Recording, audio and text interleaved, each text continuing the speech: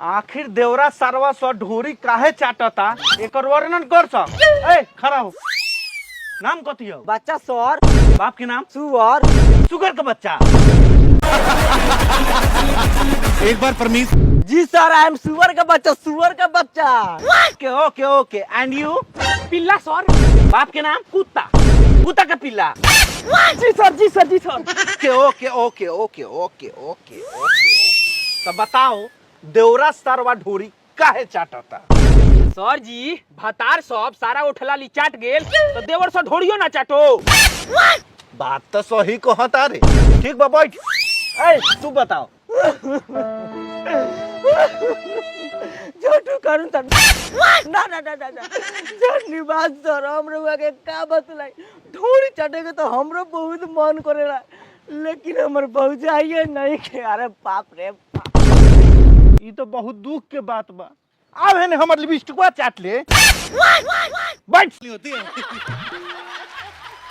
सरवा सुगर के बच्चा। ए तू खड़ा हो। जी सर। सन बना के रखेला कि एकर नामे भोर पर आ जाई। ए कथी नाम हो रे? छियातरा।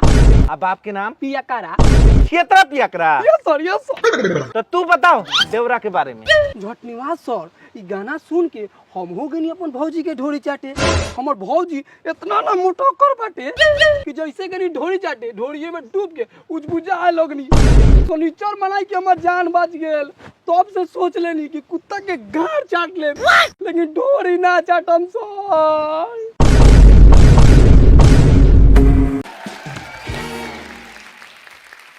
ए और कौन बा बताओ वाला? सर जी हम बताई।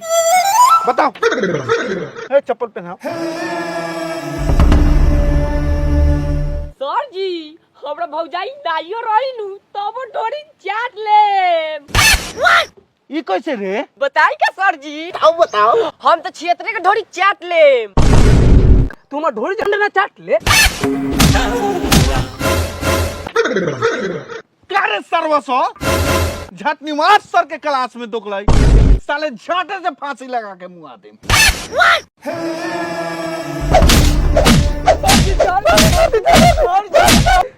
बाग साला ढोरी छेद के बारे में ना पढ़ा। दूसरा टॉपिक पर आओ। केकरा टोपी पर झटनिवास सर? तोरा बाप के टोपी पर।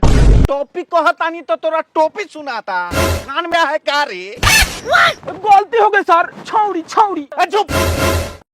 जिंदगी जिएला पढ़ाई लिखाई बहुत जरूरी बा। हाथ में कलम रहे चाहे ना रहे, लेकिन कट्टा जरूर रहे के चाही। समझ गेले सर? जी सर, जी सर, जी सर।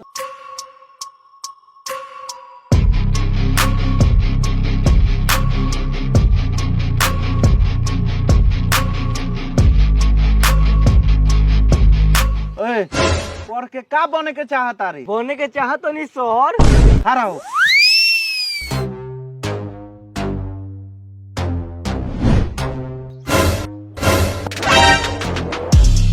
हमारा बाबू छोट मोट पॉकेट।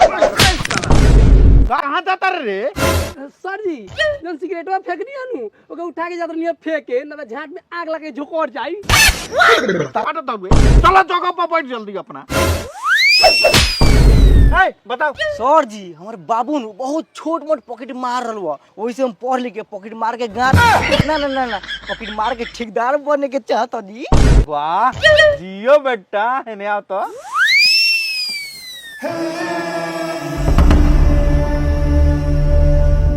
साला तोहर मुंह तो आतंकवादी के पेलर लेखा लागता। तू गलत कैटेगरी चूज कर ले बारे। जो एहू में कम से कम सफल हो।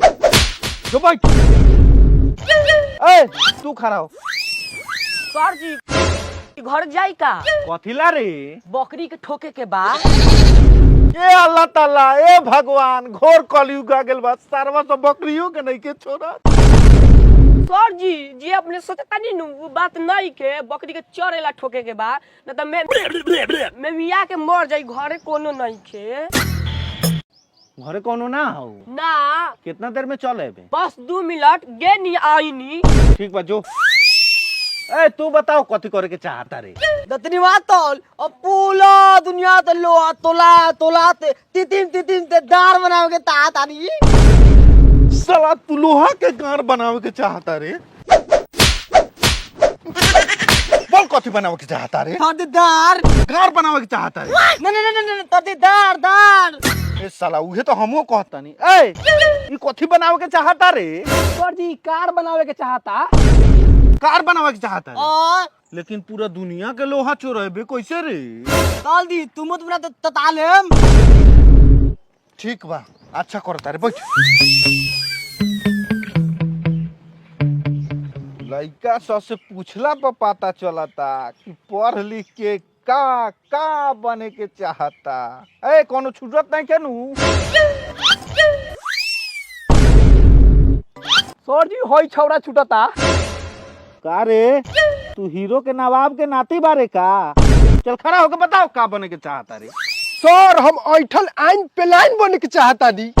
ए ठीक से बोल का बने के चाहता रे? सर हम साइंटिस्ट बने के चाहता नी। साइंटिस्ट बने के चाहता रे? साइंटिस्ट बन के का करबे रे? सर हम साइंटिस्ट बन के पानी का पेट्रोल बनाएंगा। ऊ कैसे रे? सर ई तो एकदम आसान बा।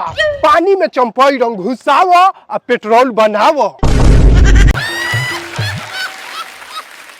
और सुन मेरे पूरा देश के बर्बाद को दिक्कर पाकिस्तान से मिलल बड़े का रे? का रे पानी से पेट्रोल बनाबे का? ना सर पेट्रोल ना बनाए आज के बाद हम। ठीक बा, चुपचाप बैठ बैठ। अरे बाप रे बाप। ए जेकर मुंह से लेखा मुहवा है साला 2 मिनट के छुट्टी मांग के गेला को अभी लेना आएला। जाके देख तो तोहनी के। उठ साला जो तू जो पकड़ के लिया।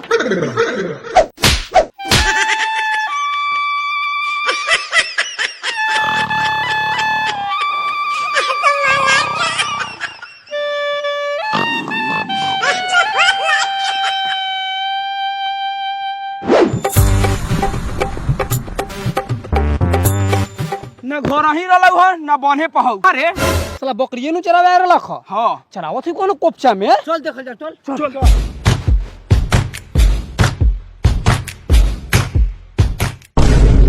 ए हौवे के लेके सूतल। चल साले के पकड़ के ले आओ चल।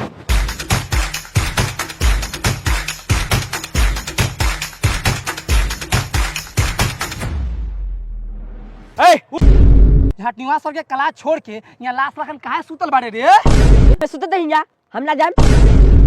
ए ऐसे ना मन तो उठाओ टांग के ले चल साला। छोड़ हम ना जाम। हम छोड़ हम ना जाम। छोड़ हम ना जाम। छोड़ तुम सारे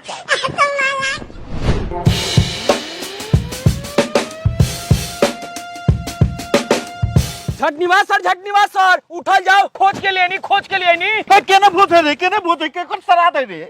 ये सर सरात के भोज थोड़ी ना हई मुसवा के खोज के लिए नी। खोज के ले आइले। ई तो कहला को 2 मिनट में चल हम 2 घंटा से का करत ले हरे? सर जी बकरी के ठोक के सुतर रहनी है।